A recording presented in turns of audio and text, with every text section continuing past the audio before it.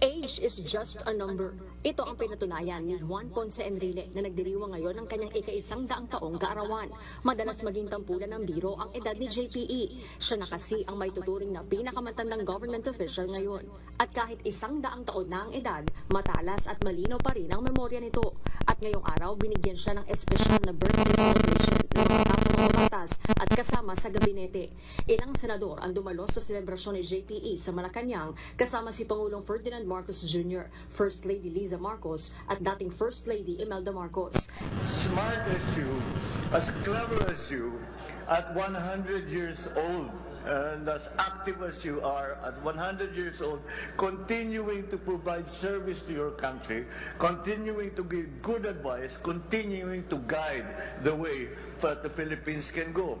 Ilang dating senador din ang bumati kay Enrile, gaya ni dating Senador Panfilo Ping Lacson na kinilala ang karanasan ni JPE sa politika at tinawag na pinakamatandang public official sa buong mundo at malamang anya sa buong universe. Sa kanyang ilang dekada sa politika, ilang posisyon na ang hinawakan ni JPE mula sa pagiging assemblyman ng Cagayan, Defense Minister, Justice Secretary, Kongresista at Senate President. Naging kontrobersyal din si Enrile dahil sa naging papel nito sa kasaysayan gaya noong martial law at EDSA People Power. Ipinanganak si Enrile noong February 14, 1924 sa Gonzaga, Cagayan.